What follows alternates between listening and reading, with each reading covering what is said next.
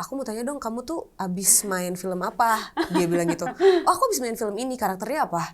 Terus aku ceritain, iya karakternya kayak gini, kayak gini, kayak gini, kayak gini. Terus dia kayak, oh berarti yang tadi ngobrol sama aku bukan kamu ya?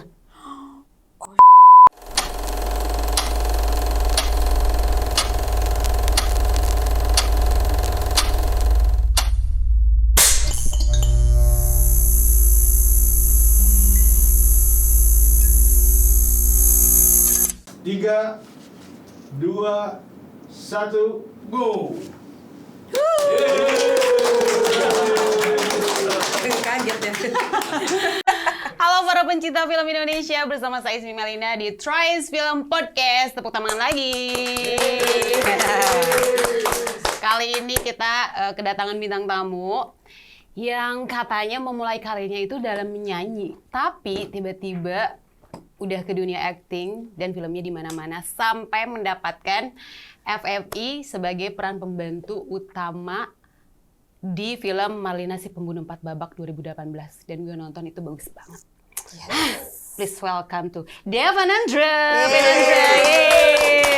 Assalamualaikum. Waalaikumsalam. Makasih lo udah datang di sini. Sama-sama. Sebelum kita kayak diskusi tentang perfilman ya, maksudnya aku juga penasaran kenapa sih kok dari nyanyi terus tiba-tiba ke acting. Sebenarnya tuh aku bukan penyanyi sih, cuman karena kebetulan waktu itu ikut ajang Indonesian Idol itu. Oh sempat, Iya. emang mau masuk ke Indonesian Idol? Iya, itu Oke, terus tapi sebenarnya nggak ada niat masuk Indonesian Idol, itu cuman karena temenku nge-push aku untuk, "Dek, nyanyi dong, ikutan Indonesian Idol." Terus aku kayak, ya udah deh, lolos. Jadi orang mikirnya aku adalah penyanyi, tapi sebenarnya nggak juga sih, kayak suka aja nyanyi untuk diri sendiri aja. Tapi akhirnya aku terjun ke musical theater sama Mas Erwin Gutawa, Mbak Mira sama Mas Riri waktu itu. Terus mulai kayak, oh ternyata acting tuh seru ya. Dan di situ kayak abis 5 tahunan kurang lebih di musical theater, aku kayak sedikit pengen coba medium lain, kayak bukan stage tapi in front of camera. Terus ya udah waktu itu ada audisi Technia, bikin audisi Ini Kisah Tiga Darah. Lalu proses audisinya dia taruh di YouTube, dan ya beberapa filmmakers di Indonesia nonton lah gitu. Salah satunya Mbak Molly Surya, si sutradara Marlina itu. Yes. Dia kayak, itu siapa sih tuh anak keriting, suruh aja masuk nih audisi gitu. Oke. Ya udah akhirnya casting, nggak tahu siapa Molly Surya, nggak tahu dunia perfilman itu apa, kayak nggak, ya udah kayak nothing tulus, datang audisi, terus kata Mbak Molly, iya saya terima kamu, kayak oh oke, ya udah masuklah di film gitu. Berarti itu debut pertama terus langsung dapat peran pembantu utama FFI. Iya, bisa dibilang gitu sih. Keren banget. Dan gue nonton banget sih, emang keren sih. Alhamdulillah. Senatural itu. Gimana sih itu pendalamannya sampai kayak nontonnya sih gila sih ini orang, gue bilang. Pendalamannya tuh apa ya, gimana ya? Tunggu ya, aku inget-inget Pasti lagi, ada itu udah lama reading dulu, banget. ya kan? Reading pasti ada dong. Iya, reading iya, pasti lebih banyak diskusi sama Mbak Molly sih, kayak karakternya seperti apa. Dan ini kan orang Sumba ya, which is aku nggak ada kedekatan apapun sama orang Timur, kayak gimana dan segala macamnya. Dialek juga, saya orang Sunda ya kebetulan. Oh iya? Iya, aku orang Sunda, bukan orang Sumba. Jadinya kayak sebenarnya lebih fokus waktu itu di dialek dan segala macamnya dulu. Kayak udah rampung dialeknya, setelah itu baru aku mulai kayak masukin rasa-rasanya di setiap kalimat dan segala macam. Karena dialek Sumba susah banget, karena betul. tinggi dikit ke Papua atau ke Ambon, dan Iya. itu tricky banget. Jadinya kayak kita waktu itu hampir 2 bulan kalau nggak salah belajar Reading sama workshop itu. reading dialeknya. Berarti itu pertama kali ketemu sama Kak Marsha Timothy? Iya, itu kali pertama ketemu semuanya sih. Kayak aku bukan anak film, bukan sinefil, bukan anak yang suka nongkrong di depan bioskop atau gimana pun itu. Jadi kayak semuanya itu hal baru, ketemu aktor-aktornya, ketemu Mbak Molly, ngelihat kamera dan segala macam, semuanya baru. Dan itu sama aktor sama artisnya juga yang udah legend kayak Mas Ayu Undro. Iya, kayak semuanya tuh acting coach. Terus aku kayak, terus gue ngapain di sini? Kenapa harus ada gue? Jadi ya. Tapi keren banget sih, effortnya luar terima biasa kasih. sekali. Emang keren banget sih, aku nonton sih itu. Terus gimana rasanya? Maksudnya ketemu sama aktor yang memang udah legend, Terus tiba-tiba di sini masuk di, apalagi kan direkturnya Molly Surya, kita juga banyak banget ya film-filmnya yang dia pasti dapat festival gitu filmnya itu. Gimana rasanya? Sebenarnya aku lebih nggak peduli sih. Gitu. karena gini, kalau misalkan aku adalah orang sinetfil deh, aku suka film, aku tahu aktor-aktor, aku tahu sutradara di Indonesia, mungkin aku akan nervous, aku akan kayak overthinking dan segala macam. Aku bukan siapa-siapa gitu, aku literally bukan dari industri ini. Jadi pada saat masuk tuh aku memang ya udah mengosongkan diri, kayak pengen tahu orang-orang ini siapa, cara kerjanya seperti apa. Dan tapi ya iya, pas udah ngobrol sama mereka, oh ternyata mereka orang-orang keren, orang-orang hebat.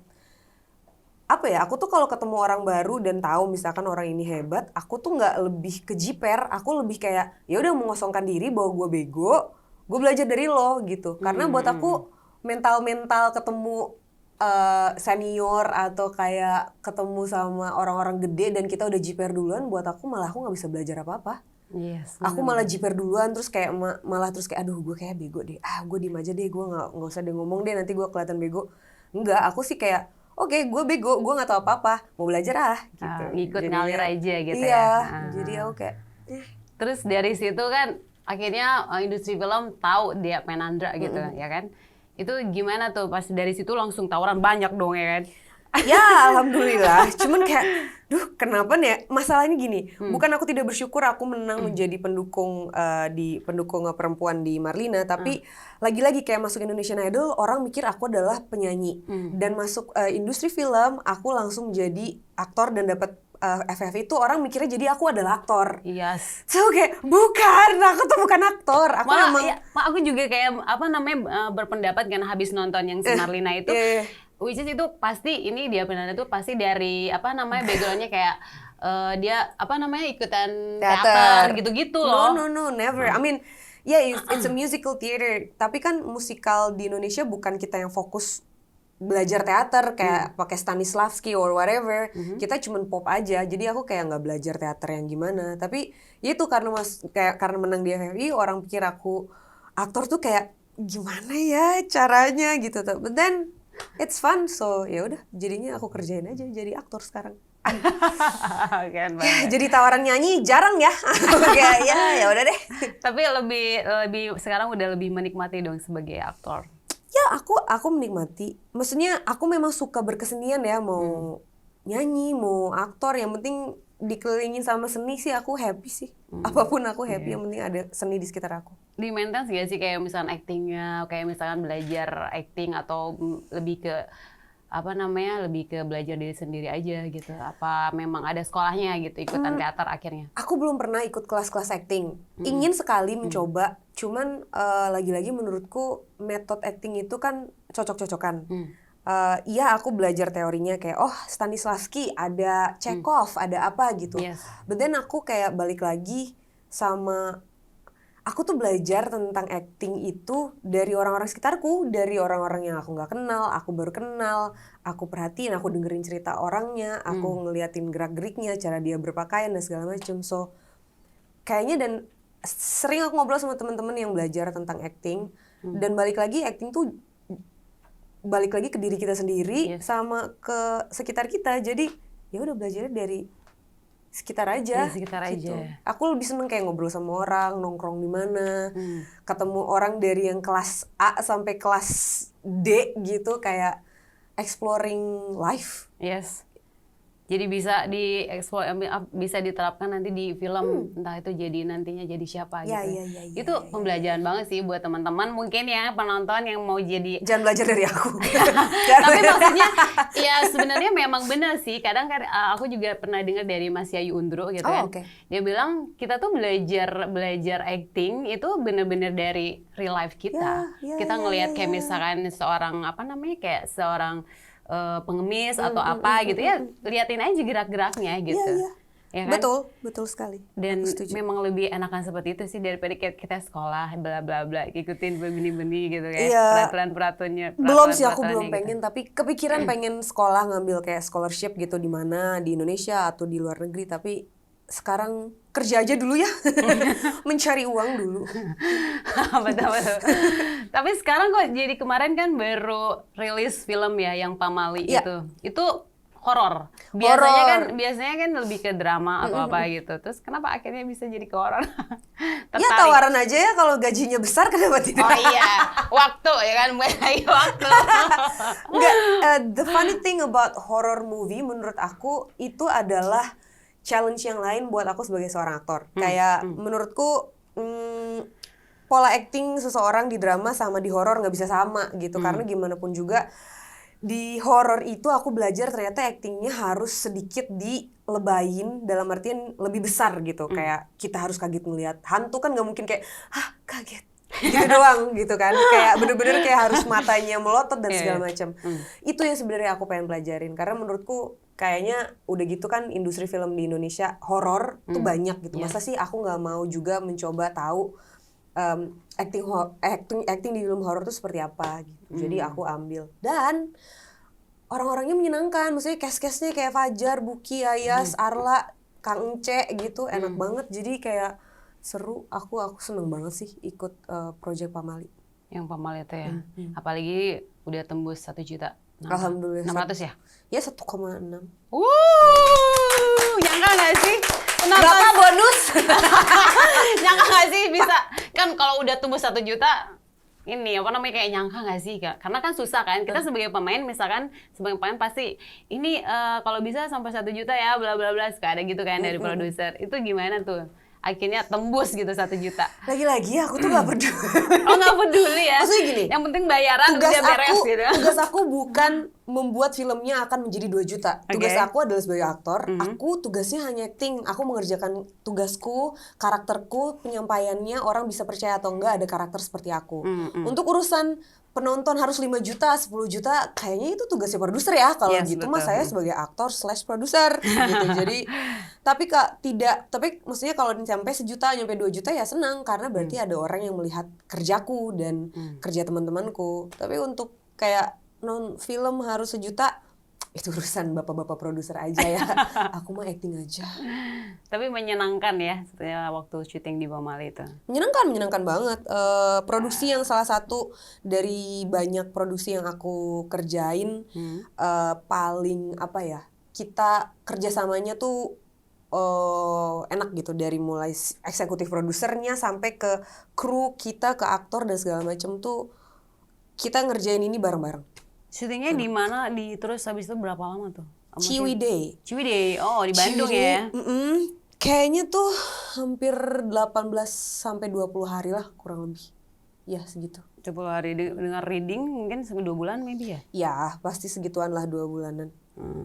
Terus kalau misalkan ngambil project kan, film-film ataupun series, biasanya sepikih itu nggak sih? Kayak misalkan dari ceritanya, terus siapa direktornya gitu-gitu nggak sih? Kalau untuk picky tidak, tapi untuk selektif iya.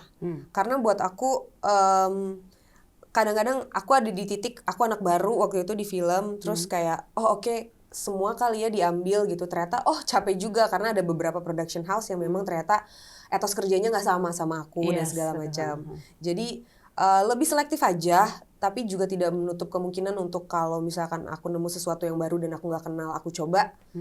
Ya kenapa enggak? Karena buat aku kayak terlalu selektif juga, saya nggak bisa jajan ya nanti setiap bulannya, gimana dong? Boba menunggu ya, jadinya kayak nggak bisa terlalu picky juga, karena aku full time aktor, maksudnya full time seniman gitu. Aku tidak ada side job lain sebagai penyanyi atau maksudnya kayak atau kerja yang lain. Jadi buat aku ini adalah pekerjaanku. Jadi ya memang untuk menjadi ideal, kalau bapak aku kaya banget gitu, kayaknya aku mah nggak peduli ya gitu. Cuman ya udah, aku harus tetap survive, harus tetap jajan boba. Jadi tetap ya selektif, nggak semuanya gitu kan. Lihat juga mungkin ceritanya. Ya. Terus yang ngomongin soal peran, dari semua acting yang pernah dilakuin sampai sekarang, paling sulit waktu berperan jadi siapa? Paling sulit. Kayaknya nggak ada yang sulit ya. Sulit. Ini lihatnya soalnya kayak ini apa namanya, senatural itu gitu film-filmnya. Apalagi aku nonton yang sama Karut itu ada dialog memang itu viral sih. Oh iya ya. Ya viral, ada dialog yang sama Karut waktu itu dia jadi babysitter kalau nggak salah. Nah itu natural banget dia sama Karut. Itu film apa sih? Itu tuh film yang sama Rizky Najar juga kalau nggak salah. Bismillah aku nikahi suamimu. Oh, ya itu. Judulnya agak Bismillah aku nikahi suamimu suamimu. ya. Iya. Iya itu. Gimana tuh? Yang paling susah Sulit. sebenarnya kalau aku inget-inget lagi ya Marina sebagai Marina, Novi karena kan pertama kali main film, pertama Yes. kali mengemban tugas scene-nya cukup banyak dan maksudnya Novi cukup kuncian di mana orang percaya bahwa ini adalah filmnya di Sumba gitu karena kan dialog aku yes. dialog aku cukup banyak. Susah dan Novi tuh kan extroverted banget gitu Yes. dan itu kayak bertentangan sama aku yang sangat introvert gitu. Dan seringkali orang ngelihat aku kalau mainin karakter yang extrovert tuh kayak pada saat ketemu aku mereka expect aku menjadi Dea yang mereka tonton yang extrovert Yes, gitu. iya. Padahal aku jauh dari itu. Kayak gitu. jarang ngobrol, maksudnya even sama suamiku kayak dia aja sampai kayak orang-orang tuh nggak tahu ya ternyata kamu tuh anaknya sangat pendiam, bahkan sama suamiku aja aku kan jarang ngobrol kecuali kalau misalnya kita lagi diskusi apa kayak bola dan segala macam gitu. Tapi ya itu salah satunya Novi karena dia sangat-sangat ekstrovert terus kayak bawelnya minta ampun. Cukup capek sih ketek aku basah terus setiap adegan Novi tuh kayak capek ya jadi ekstrovert, aduh gitu. Iya, tapi film-filmnya kan mostly banyak kan yang seperti itu kan? Ya karena orang mikirnya kayak wah dia bisa nih nail ini Yes. extrovert lady atau kayak perempuan-perempuan alkoholik gitu. Aku Iya, kayak, Seksi Doctor juga aku nonton ya Iya. kan. Itu ini banget sih, beda banget. ya Kayaknya basah bukan aja introvert. ketek aku. Kayak capek banget gitu. Energy Oke. draining, but fun. Iya, oke. Kalau soal lawan main nih, siapa aktor dan aktris waktu mainin adu peran, terus itu agak beban banget terus kayak. Beban? Iya, maksudnya kayak beban gitu. Gue main sama dia kok beban banget ya. Ada nggak sih? Tunggu ya dipikir-pikir dulu beban. Beban tuh apa ya? Banyak sih ya, maksudnya kalau beban kan bisa ada beban pressure pengen main bagus atau beban karena orangnya asshole. Banyak kan? Yes. Beban ya. Atau sama siapa mungkin karena dia senior gitu ya. Jadi kayak, aduh gimana ya gitu. Tapi balik lagi sih kalau tadi kayak mengosongkan diri sendiri kayaknya sih oke-oke aja sama siapapun. Aku tuh nggak takut dicela masalahnya. Jadi kayak misalkan kalau bermain nanti misalkan gitu senior atau lawan main aku, "Dek, kayaknya lighting lo nggak gini." "Oh enggak ya?" "Gimana dong? Kasih tahu." Jadinya kayak aneh ya. Nggak sakit hatian ya Gak orangnya. ada, Ya? Oh, iya, gak iya. ada sih aku kayak ya udah kalau emang harus dikoreksi ya koreksi aja gitu. Tunggu. Siapa mas? Kayaknya berarti nggak ada kalau kayak gitu. Atau nggak mungkin lagi pengen satu produksi sama siapa gitu aktor Oh enggak, Indonesia. beban waktu itu pernah sama Bu Christine deh. Oh oke. Ya, waktu main apa film tuh? Ibu, Oh, film oke. Jismam Iya, waktu itu Jismam. sama Ibu Christine. Sebenarnya bukan beban Series sih. ya? Enggak, film sama film. Mas Jihan waktu itu. Iya Mas Yana tuh. Nggak beban tapi lebih kayak oh finally gitu I got a chance to be like a lot of scenes with her kayak lebih bukan beban ya lebih ke honored aja seneng ketemu ibu dan ngobrol yang akhirnya jadi sekarang sering ngobrol ya salah satunya Bu Christine.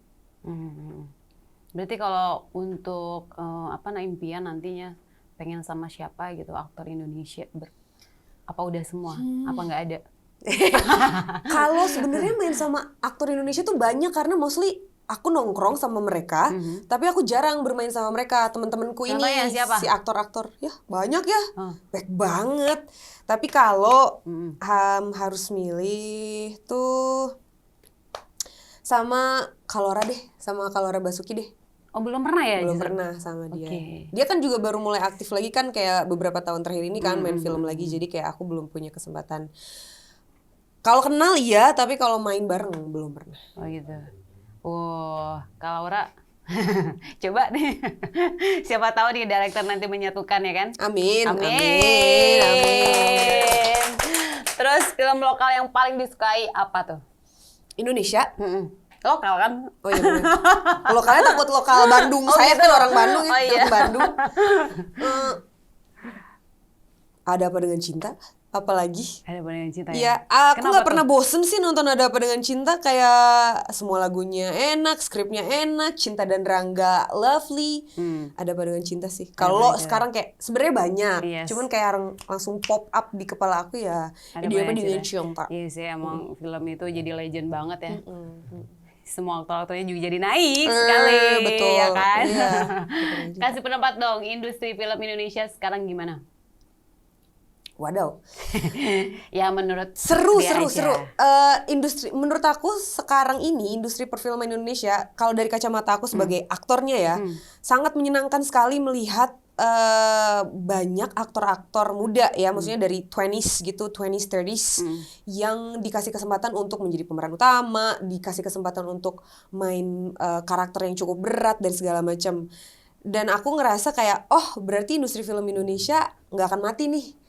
Kita akan tenang karena ada regenerasi terus-terusan dan mainnya bagus-bagus. Jadi aku kayak ngelihat teman-teman aku main di film ini, main di film itu, festival ini, festival itu tuh aku kayak wow, this is amazing, this is nice, I love it. Kayak industrinya mulai jalan lagi gitu dengan talenta-talenta yang gak berhenti, ada terus dan bagus-bagus mainnya. Jadi tinggal dikasih kesempatan aja sih sebenarnya produser-produser di luar sana, dan cerita-ceritanya juga sih kayak lebih di expand lagi karena kan mostly Indonesia horor banyaknya gitu. Yes.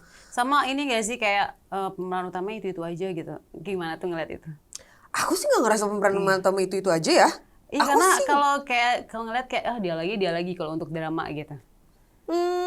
Malah justru gitu.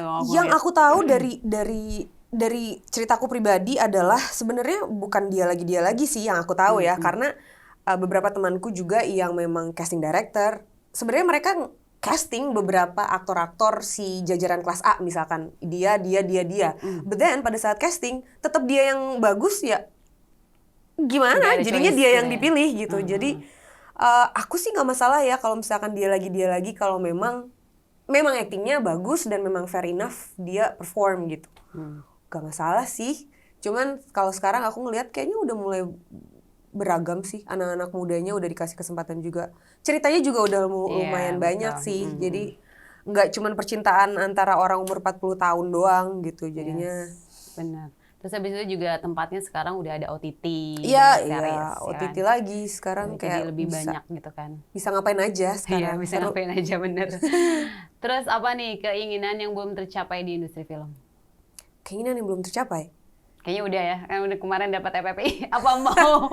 Itu beban juga nggak sih? Oh, kayak harus. that's the thing with me with FFI. Aku tidak ada, ya itu karena aku bukan anak film, tidak lahir dan maksudnya kayak ngikutin perfilman Indonesia, jadi FFI itu bukan targetku pada saat itu. Jadi buat aku kayak pencapaianku adalah standarku sendiri yang orang-orang mungkin nggak tahu standar dia di mana. Kayak nggak ada limitnya. Kayak ngelihat perform aku di mana, aku masih mau lagi kayak kurang. Ngelihat perform di mana, aku masih mau naikin lagi. Jadi kalau keinginan yang belum tercapai di industri film sih bikin film sendiri ya. Asik. Semoga apapun Amin. itu kayak gimana pun prosesnya dan segala macam mungkin bisa bikin film sendiri, mau aku jadi produsernya or director enggak deh kayaknya. Tapi mungkin jadi produsernya, bikin film sendiri. Kalau nulis-nulis juga cerita berarti. Aduh, nulis nggak usah deh. Aduh, malas. Kan biasanya orang introvert itu kayak nulis cerita Enggak, sendiri. kalau aku gitu. ngobrol sama diri sendiri. Oh gitu. Introvert yang agak Cukup aneh ya psycho. Anda. Oh jadi lebih ke produser maybe for the next-nya ya. Mungkin. Ya mudah-mudahan ya dapat sponsor nih buat film. Yeay. Kalau misalkan ada kesempatan nih buat bikin film sendiri, pengen genre apa? Horor juga kah? Apa kayak ngikutin sponsor? Jangan horor dong. Mungkin ke drama sih, tapi drama yang lebih kompleks aja. Drama kompleks tapi pengen pop juga, jadi nggak hanya buat festival, tapi bisa ditonton sama orang-orang, maksudnya orang-orang yang nggak pengen mikir gitu, tapi tetap fun. Ya, drama Ya, mungkin. lebih drama ya, nggak ke horor ya. Horor ya, boleh lah cari duit. Iya, cari duit. Cari duit lagi ya kak. Yang cepet gitu kan. Pencapaian apa yang paling berkesan selama main film dan kenapa? Wah banyak sih kalau berkesan mah. Mungkin pernah ngapain diusilin sama teman di lokasi syuting. Ceritain dong, maksudnya proses syutingnya juga ternyata melelahkan kita nonton, kalau nonton kayaknya tinggal nonton enak banget gitu ya, tak kayak tadi tuh film horor tuh kan. Apa tuh yang berkesan? Berkesan banyak sih, banyak banget. Maksudnya setiap aku kerja tuh pasti ada challenge sendiri, kayak harus belajar dialek baru, ketemu manusia baru. Menurutku salah satu yang berkesan, maksudnya yang selalu berkesan adalah setiap aku punya project film, aku akan ketemu orang baru. Aku kenal dengan manusia yang baru, siapa mereka, harus bekerja sama. Salah satunya ya itu menurutku ketemu orang-orang baru, produksi baru, itu akan selalu memberikan kesan yang berbeda lah di setiap proyeknya. Jadi ya ketemu orang-orang baru itu buat aku berkesan. It's just simple as that. Maksudnya aku tuh anaknya nggak ribet yang kayak apa ya, mikirin hal-hal yang terlalu drama dan segala macam. Aku tuh anaknya kayak ya udah easy going aja, kayak kalau capek ya udah capek, namanya juga kerja. Terus kalau ketemu drama dikit ya udah namanya juga kerja, nggak mungkin nggak ada drama. Jadi nggak mau dibikin pusing ya. Jadi itu ketemu orang baru, ketemu kamu hari ini ngobrol, buat aku kayak Baru thank you banget udah datang. sama-sama. Buat aku kayak ketemu manusia baru tuh buat aku ya itu ketemu pengalaman baru. Aku sebagai aktor penting banget untuk aku bisa ketemu banyak orang. Karena aku nggak mungkin satu hidup ini aku nyobain semua pengalaman hidup gitu. Maksudnya aku nggak bisa. Jadi aku harus ketemu orang, ngobrol, cerita, sharing pengalaman hidup or whatever. Itu sih buat aku ketemu manusia one on one kayak gini tuh buat aku sangat berkesan. Dan bisa jadi siapapun ya kalau berakting. Iya. Ya sih. Iya. Iya kan enaknya gitu ya. Iya. Terus kasih pendapat dong industri film Indonesia. Udah ya tadi. Siapa aktor aktris? Oh, kalau aktor atau aktris favorit Indonesia? Favorit? Apa tadi udah sama Ibu Christine? Kak Reza sih aku suka dia. Aku suka Reza Radian karena dia nggak males untuk explore. Gini, menurutku sebagai aktor tuh kadang-kadang tricky banget. Kita kadang-kadang punya setiap project baru kita bosen. Aduh mulai lagi dari nol. Aduh ini karakternya kayak gini. Yang aku lihat di Kak Reza terus mau usaha gitu di setiap karakternya. Dia usaha untuk explore terus. Dia kerjain semaksimal mungkin. So it's a good example for me too as his junior. Buat aku kayak melihat sosok seseorang yang gigih dalam bekerja, apalagi sebagai seorang aktor kadang-kadang kan kita pakainya soul ya, dan itu bisa menam banget kayak aduh ini karakternya gini lagi serupa, aduh gak ngapain lagi ya gitu. Dan aku ngelihat di Kak Reza dia punya kegigihan itu sebagai aktor yang memberikan efek baik buat aku kayak oh iya ya jangan males deh kalau dikasih kerja ya, ini kan sesuatu yang baru lagi, ayo jangan males explore terus so, gitu ya. Terus kalau misalkan kayak misalkan peran nih, kita misalkan dikasih peran nih, si Kak Diani dikasih peran, itu pernah nempel nggak? Maksudnya dalam artian, gue masih ada karakter ini ya, kayak mungkin karena saking cintanya sama karakter, akhirnya jadi kayak, kok gue masih kayak dia ya, bukan gue sendiri gitu. Pernah nggak sih kayak gitu? Terus Pernah, cuman bukan aku yang sadar, karena akunya nggak sadar. Oh oke. Orang-orang justru di sekeliling. Justru sahabat karena orang nggak tahu the real Dea, nggak banyak orang yang tahu the real Dea, walaupun banyak teman dekat, tapi kayak the real mukanya dia tuh nggak banyak yang tahu, hanya sahabat-sahabat dekatku aja yang tahu seperti apa aku dan suami aku sekarang gitu. Dan pernah dan sering sih sebenarnya mau karakternya seberat apapun sampai seringan apapun, kayak cuma misalnya di film cuma 10 scene gitu, tapi kadang-kadang nempel. Kadang-kadang suami aku kayak aku mau tanya dong, kamu tuh abis main film apa? Dia bilang gitu. Oh aku abis main film ini, karakternya apa? Terus aku ceritain, iya karakternya kayak gini, kayak gini, kayak gini, kayak gini. Terus dia kayak, oh berarti yang tadi ngobrol sama aku bukan kamu ya? Oh shit. Oke, serius aku bilang gitu. Iya, boleh nggak balikin lagi Deanya? But then aku berterima kasih banget sama suamiku, sama sahabat-sahabatku yang ngingetin, karena kan kadang-kadang kan ya itu kita kan mainnya pakai soul ya. Jadi kita berusaha ngobrol sama karakternya, kita baca background story-nya seperti apa, kita dekatin dengan diri kita setiap hari gitu. Kadang-kadang itu bisa jadi jebakan juga. Tapi aku nggak sampai yang trans bener-bener jadi karakternya gitu loh. Karena kan sebagai aktor juga kita punya harus kesadaran kayak gitu ya. Betul. Kalau trans mah ya enak dong nggak kerja gitu. Jadi ya itu pernah dan sebenarnya sering sih.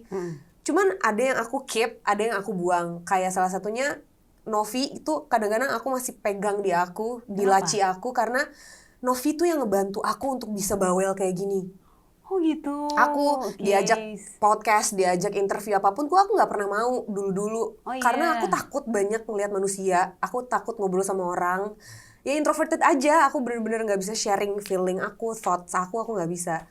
But then pas udah kenal sama Novi, tuh kayak jadi bisa bawel, jadi bisa ngobrol sama kamu. Sekarang kayak cerita Bisa hadir di mau, sini, iya ya kayak gitu nih. tuh. Jadi ada beberapa karakter yang memang benefit buat aku. Untuk daily life aku, ya aku keep lah kayak di laci aku kayak 30% dari sisi Novinya aku simpan di aku gitu. Ada metode-metode yang apa namanya yang sering dilakuin nggak? Kalau misalkan kayak, gue harus keluarin ini nih metodenya. Tidur, kayak misalkan- metodeku adalah tidur Iya, yang itu kan cukup. kalau aktor luar kan dengernya tuh kayak ketemu sama psikolog, Iya, iya. iya kan karena mungkin nempel terus gitu kan. Akhirnya kalau Kak Dia gimana? Cara ngelepasinnya, Ngelepasin. kalau aku cari kebiasaan yang biasa dia lakukan di kehidupan sehari-hari saat dia tidak bekerja sebagai seorang aktor. Kayak misalkan aku suka banget nonton variety show Korea. Gitu. Jadi kayak ya udah aku nonton lagi tuh variety show-nya Korea, terus aku suka yoga gitu. Ya udah aku balik lagi ke rutinitasnya dia sehari-hari apa. Aku balikin lagi terus nanti ketemu lagi diriku. Oke. Kalau misalkan Psikolog mahal ya. Iya, Jadi mahal. kalau bisa ke psikolog sih aku psikolog. Cuman kan ke psikolog ya Allah mahal jadi ya. Ngobrol sama diri sendiri. Bayar psikolog. Jadi ngobrol sama diri sendiri aja gitu. Ya kalau ada uangnya ke psikolog. Iya. Tapi kalau untuk ini ada juga nih aktor yang memang dia tuh suka ada coaching, ada juga yang memang dia lebih suka langsung ngedirect langsung ke direkturnya gitu. Oh, Kalau Kak Dia tuh lebih enak, maksudnya lebih suka seperti apa gitu. coach mahal ya. Balik lagi. Ya kalau misalkan kan ada juga yang memang sudah tersedia di film kan biasanya. Oh, ya kalau misalnya coach yang ada di film mau tidak mau emang aku harus berinteraksi sama beliau karena kan beliau sudah di hire sama mereka juga untuk bekerja. Jadi kalau misalnya aku nggak pakai dia, dianya gaji buta dong ya. Tetap ya kan. It's all about money. Yes. Jadi ya udah kalau misalnya ada coachnya, ya aku diskusi sama beliau. Kalau nggak ada ya aku diskusi sama sutradara. Ya kadang-kadang juga ada sutradara yang nggak diskusi. Jadi ya diskusi sama diri sendiri. Siapa tuh gitu. Siapa ya? Nggak. Ya aku sih anaknya ngikutin aja. Ikut Kalau- lagi ya, baik lagi tadi ngalir emang anaknya. Iya, aku tuh Sengalir nggak mau repot kalau emang kondisinya aku harus A. Ya kita coba di A. Ternyata kalau misalnya aku nggak comfort, mungkin aku A plus atau A minus atau aku A. Tapi tetap di A gitu. Nggak mau dibawa ribet ya. Ngomongin masalah director nih tadi, yang paling berkesan tuh director siapa yang pernah kerja sama? Banyak, lagi-lagi banyak. Cuman ya kalau berkesan balik lagi sama Mbak Molly lah. Itu director pertamaku. Tapi banyak ya. Maksudnya aku cukup beruntung diketemukan dengan beberapa director-director yang memang mau bekerja sama, udah mau ngobrol dan segala macam. Banyak banget. Mbak Molly, Abang Joko, Mas Bobby, banyak Ada banget. yang tadi yang mau di-spill nggak? Itu siapa? Yang nggak bisa Coba refleksi aja. Banyak lah maksudnya ya industri kita lucu. Iya. Jadi ceritanya juga lucu ya, ada yang kayak gitu tiba-tiba langsung syuting aja dan ya nggak apa-apa. Itu challenge baru juga buat aku kayak oke. Nggak tahu sutradaranya maunya apa. Oke, kita kerjain aja. Oh gitu. Tapi oke aja gitu. Ya alhamdulillah ya aku oke-oke aja. Yang penting gaji turun. Oh ya, tetap Jadi ya. aku nggak masalah. Balik lagi ke ya kan Cuan ya kan. Cuan. Gimana pendapat soal film bagus belum tentu laku dan film laku belum tentu berkualitas? Film bagus belum tentu laku. Setuju. Film apa? Laku belum tentu berkualitas. Yes. Setuju. Itu pendapatnya setuju. Itu aja ya, sesimpel itu. Iya maksudnya agak sulit kalau ngomongin sama aku sebagai aktor gitu karena menurutku pertanyaan itu juga bisa didiskusikan dengan para produser-produser karena kan Yes. itu it's a business. Film itu bukan hanya seorang seniman yang ditampung terus ya udah bikin film, enggak, it's a business. So buat aku ya kalau misalkan laku belum tentu berkualitas ya mungkin mereka marketingnya bagus, bluffingnya bagus. Yes. Karena mereka mikirinnya bisnis, pas kita nonton zong. Iya. Ya udah apes aja penontonnya. Terus banyak film-film kita bagus, tapi penontonnya nggak banyak gitu, nggak laku.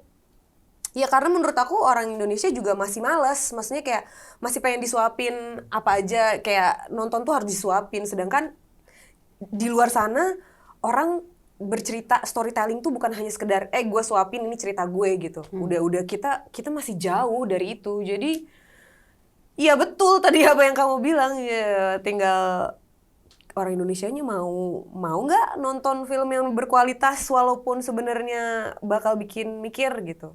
I don't think so gitu. Jadi kalau Indonesia sih kayaknya sukanya dikagetin sih. iya, maksudnya dikagetin, sukanya disuapin. Jadi ya bukan salah aku kalau kamu filmnya bagus dan gak laku. Tetap ya balik lagi, memang semua tuh kalau di film tuh emang semua harus ikut gitu, dari segi pemain, dari segi marketing, produser segala macamnya. Kalau salah satu nggak sinkron ya udah jadi bayi gitu ya. Jadi memang harus komunikasi semuanya. Nih, kapan terakhir beli tiket nonton film yang tanpa premier gitu, Tanpa undangan. Indonesia. Yes. Terakhir tuh ya diundang semua ya. Beli tiket sendiri nih, Tiket sendiri. gue atau enggak misalkan gue mau karena kemarin udah premier nonton dan bagus, gue beli lagi deh gitu. Pamali. Film sendiri ya. Oh my god. Ya itu beli sendiri karena nonton bareng bersama teman-teman. Oke. Ini film ngajakin sendiri. teman-teman, yuk bareng gue kok gitu. Gue yang beliin, nonton. Ya, Oh wow, ya berarti pamali ya. Pamali. Oke. Kita punya satu hal nih, kalau misalkan ada satu pesan buat siapapun itu, mungkin netizen yang tadi mau dibilangin buat aware ke film-film kita, atau siapapun itu, atau mungkin kru-kru film atau produser dan segala macam pun yang pernah kerjasama, ada nggak pesan yang khusus pengen disampaikan gitu, dan apa pesannya? Sambil lihat kamera boleh tuh, atau ke siapa? Ada nggak? Siapa ya? Tunggu. Mikir dulu. In general aja sih. Untuk apa ya? Untuk para siapa ya? Nggak tahu. Untuk para aktor-aktor aja deh. Oke, Untuk para apa tuh? aktor-aktor di luar sana jangan menyerah ya. Ya jangan nyerah sama industri kita yang kadang-kadang lucu. Lucunya gimana kok ada? Ya susah lah kalau dijelasin panjang. Kita Ya, baik. butuh 5 jam di sini. Ya paling gitu. Apa ya? Nggak tahu. Ya untuk para produser-produser, cobalah dirubah algoritmanya. Jangan followers lagi. Nggak jamin kan, flop lagi.